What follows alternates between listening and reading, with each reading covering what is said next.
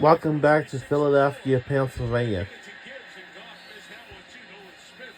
Was out there for Philadelphia to make it a tougher throw. But Goff now 13 of 30 passing here tonight. Yeah, and he definitely saw Smith on the outside, but this ball is just not going exactly where Jared Goff is planning for it to go, and it hasn't all night long. And I just got to say, Quinyon Mitchell has done a job on Amon-Ra St. Brown. I haven't seen anybody do it. As it stands now, it would be the lowest completion percentage of any game in Goff's career, Detroit or LA. Step up here, it's deflected and incomplete. Now goes a third pass deflection on the night for Jordan Davis, who is having a night.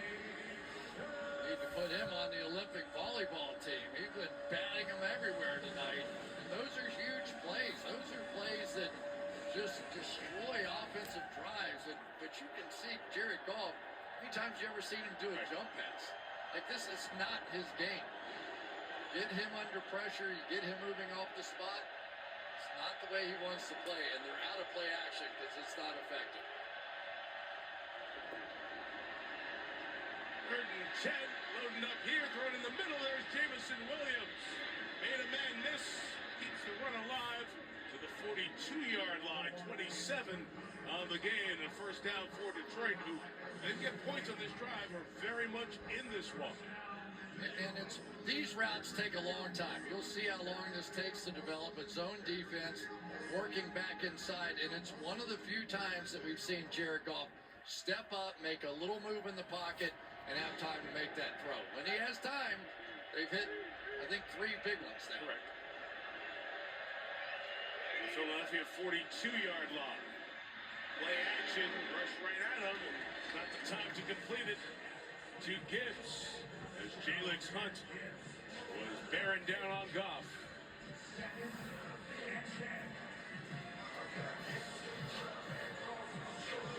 Chris, think about all the guys who they lost for Philadelphia's defense, and how Howie Roseman has filled in not just with the free agents, but also guys like Hunt, who've come along now in his second year in the league. C.J. Gardner-Johnson, Darius Slay, Milton Williams, Josh Sweat all had big roles on this defense that won a Super Bowl. They're just filling in the blanks. There goes the pressure from Dean. It's knocked down again. That time it's Carter. So Davis has 3 and Carter has 2, right? Yeah, 3-2. And it's really a great play because the blitz was going this way, so he's a standalone rollover there, not likely to get pressure. He just finds the ball and says, nah.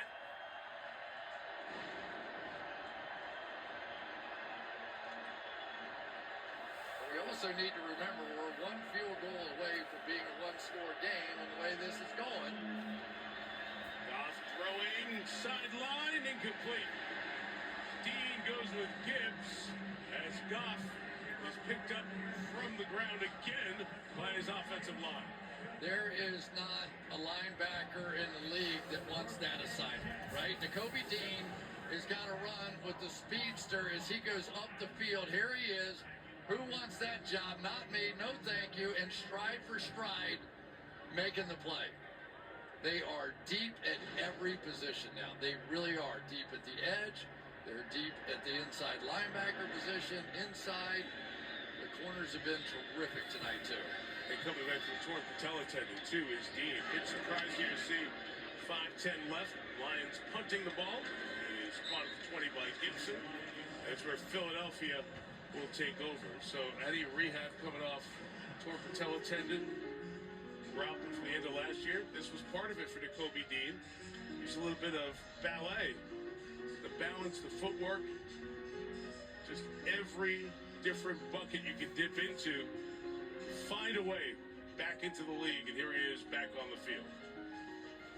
I did that once. They told me how much flexibility was going to have. That was probably the worst night of my life. That was it? Oh, my goodness. Was it done? This lady was just torturing me, and she managed not to smile at all, but I know she was laughing. Oh, my lady to the left gave it to some poor, wonderful ballet teacher. Oh, she was, yeah, she, Crushed here on national TV. no part. Now, he said that he was strengthening his feet, helped him with regular movements, helped him try to get back. What was your purpose of trying to? I was trying not to cry. Not to cry. I mean, it was tough. The things that they can do physically to be able to stand on one leg. I mean, it was insane. She said, she goes, "Oh, you did really well tonight. When should we?" I said, "I'm not coming back. I'm not doing that." Second and 8, just the visual I'm struggling with at the moment here. 4:20 to go. Here's Barkley to the left to the 29-yard line. Lions have all 3 timeouts here. I started to mention Howie Roseman, Chris, and this is the job he has continued to do, rebuilding a team on the run here. I mean, this Eagles team, they're never down that far. They're ready to go the next generation, the next move, and that's the guy moving the chess pieces. Well, how about they had an excess of third-round draft picks coming up in the next draft with 3 of them. And so he started shopping around as to who he can get, and he ends up with Jalen Phillips, who has just been the perfect chess piece coming in here. Different center on this push. As Brett Toth came in to play center, had to get to the 30-yard line. Looks to be short of it. There's a couple of tush pushes here that the Eagles have not been successful with. That'll bring up 4th down. Is from overhead. I think the mark is good, too. Yeah, it really is, which is really difficult. And credit to this officiating crew, because that has been a big part of the story with the tush push, how difficult it is to officiate it. My defense is playing so well right now. I'm sure they're going to run this clock down. Yeah. I'll be surprised if they don't punt it. And that shot of Cam Jurgens going up the tunnel is the reason Toth was in there for this series. He's been in there at center the last couple of games as Jurgens has come back from his injuries. So 2 offensive linemen, Lane Johnson, Cam Jurgens, for Nick Sirianni's team. A point of concern going to next week. And next week is Cowboys week. They go to Dallas to take on the Cowboys, and then in about 10 minutes, they're going to be the alone in first place Chicago Bears in the NFC North. That's on Black Friday.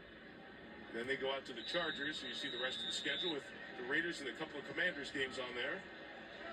And the penultimate week in Orchard Park to take on the Bills.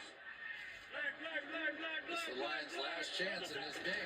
They lined up to go for it again. I don't know if he got there. I don't know if Hurts got there to the 30. And that'll give Detroit the ball with 2:54 to go and 3 timeouts. Well, now you're in field goal range. At the very least, you just gave the Detroit Lions a chance. I wasn't second guessing. I said I'd be surprised if they didn't punt it. So I would have punted that one. There are just sometimes when one side of the ball is so dominant, you let him go in the game. Sirianni can't believe it. I'm going to tell you, full credit to these officials and to his defense, too. Kelvin Shepard's defense, you said it all night. He's been very good. And now we're likely going to at least have a 1-score game. Detroit all 3 of their timeouts, so plenty of time, and the 2-minute warning. They hit one right away. It's a very, very different game. Goff trying to get going quick here.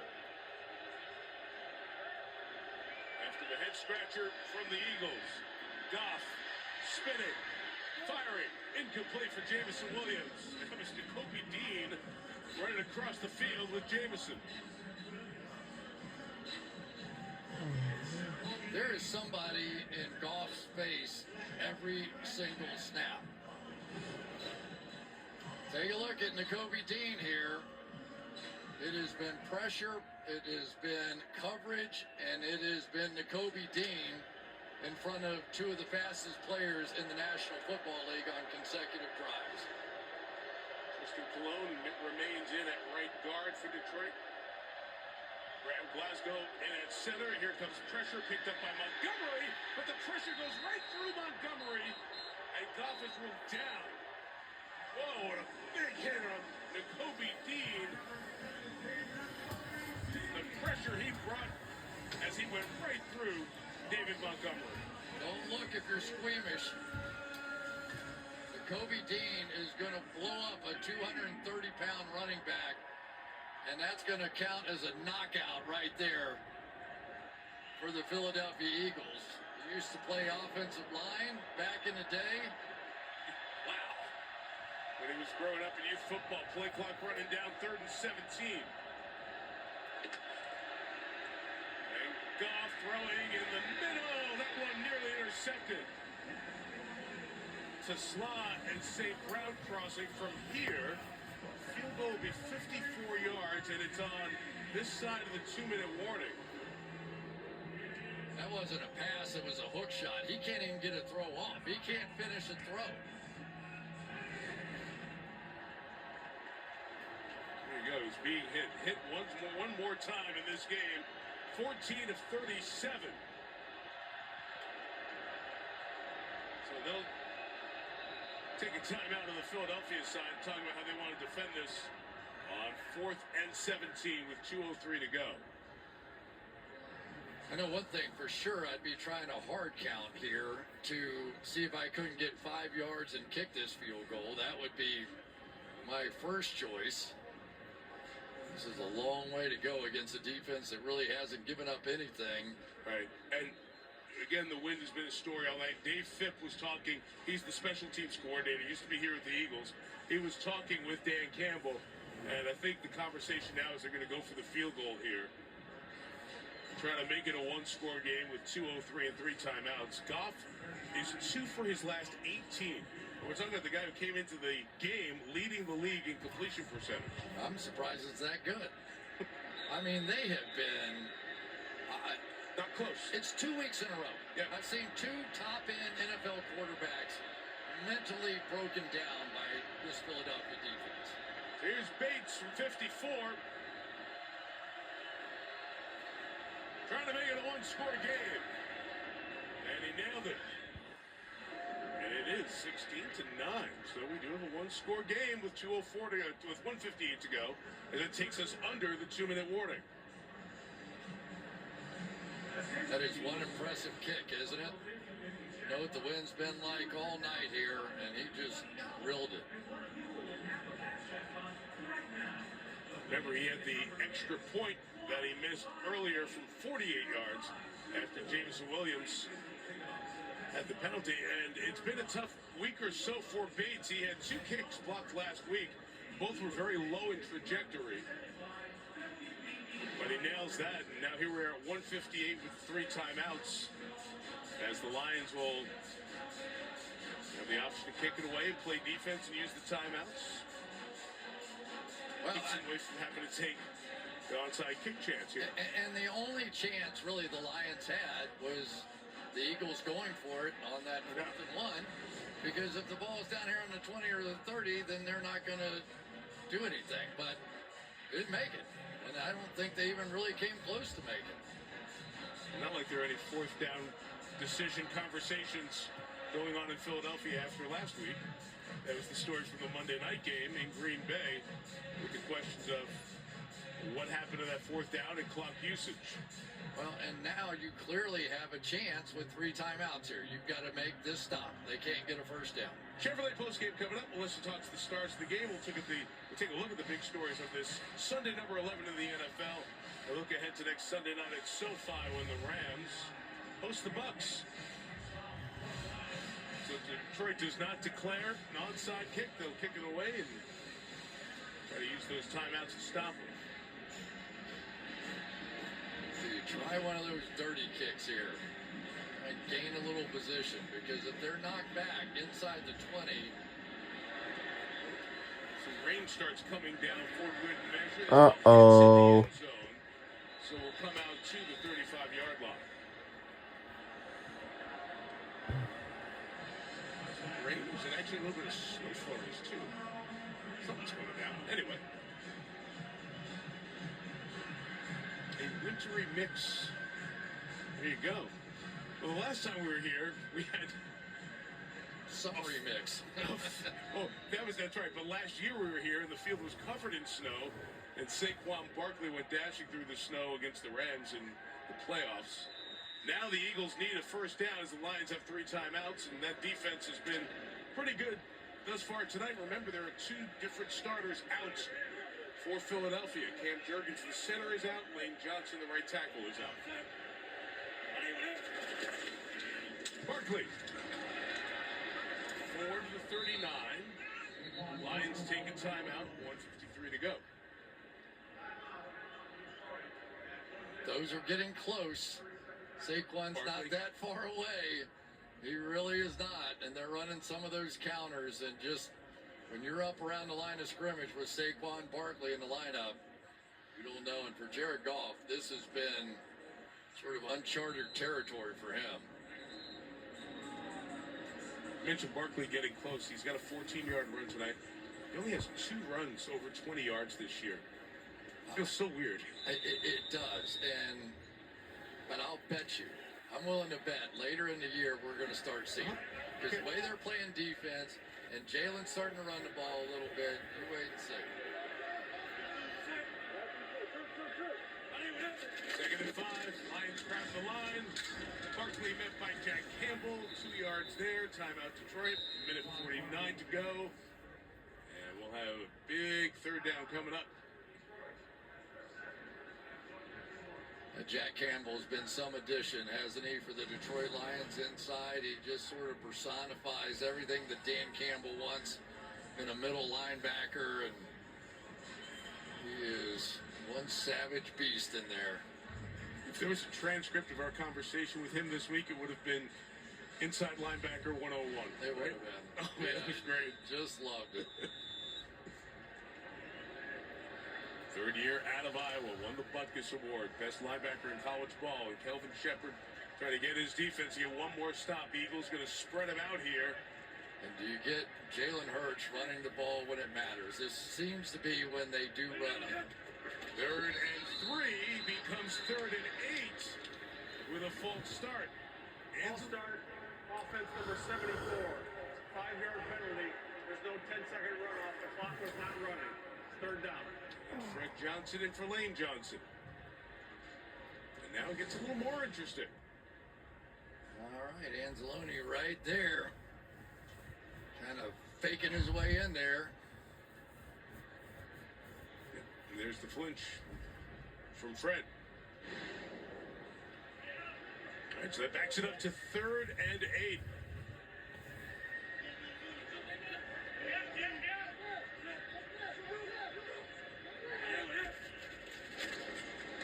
And Hurts throwing right side, incomplete, and a flag. Flag for the contact with Rock Ya-Sin. And pass interference has been called. Interference, defense number 23. Ball's misses, final foul. First down. And that's just about do it. Let's watch it here on AJ.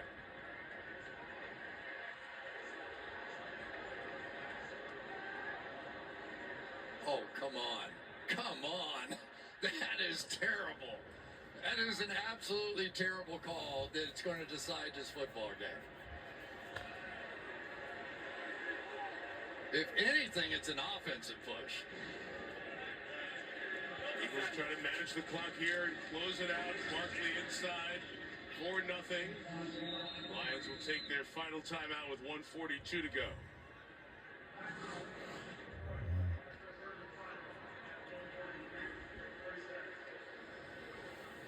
It's an offensive foul. You want to call a foul, it's an offensive foul.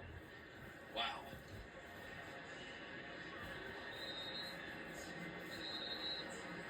It's certainly hand fighting, but not even at the level we've seen. Rock Ya-Sin thought it may have been going the other way as well.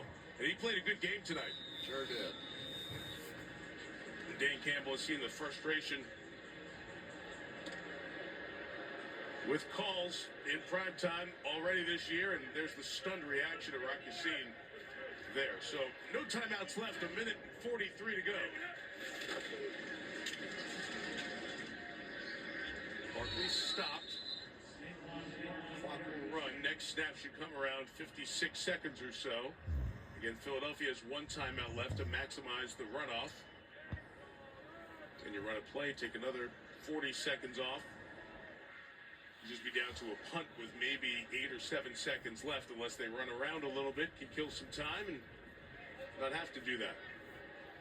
World champs look like world champs tonight, though, and sometimes it can be on the offensive side, sometimes it can be on the defensive side, but this Philadelphia Eagles defense is getting it together. Very impressive, and do not underestimate how talented Detroit is on the offensive side. I mean, this is a really good offense that they embarrassed tonight. It'll be interesting to see the offensive line up front for Detroit going forward. What about that defensive front? Yeah, my favorite beach volleyball player right there, Jordan Davis. If you get him blocked, he's going to jump up, get vertical. There's one. He got planted too. There he is again. Double team. Get your hands up. That's two. And make it the trifecta and a little finger wag. Do I remember that? There it is. Well, Dikembe Mutombo. Nah, baby. Finger wag. Getting that one. AC ties the mark for the most. Derek Brown with the Panthers also with 3. So 57 seconds left. No timeouts. Either way, so Philadelphia wants to run max time. They take a delay a game before 4th down. If there's a 3rd and 8 stop. It is Barkley running inside. Saquon spinning right to the line. He's got the 1st down, and that'll do it. Philadelphia. So that'll do it.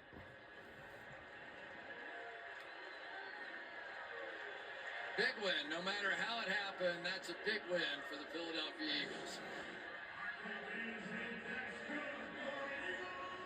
This is starting to get, some of these runs are getting a little closer to what we saw last year when they broke out. And that spin too, right? Spin, Down in the yards. you know, there you go. At the end of a game, if you get an offensive guard dancing like that, it's been a good night. Landon Dickerson and the Eagles get to celebrate. Hurts takes a knee. And that wraps this one. That is it. We won the game again. Final score is 16-9 by a touchdown score. Go Eagles! Go Birds! Gets the victory 16-9 over the Lions. And the Eagles improved to 8-2 on the season. They Sewell beat up there at the end of the game over the Greek family.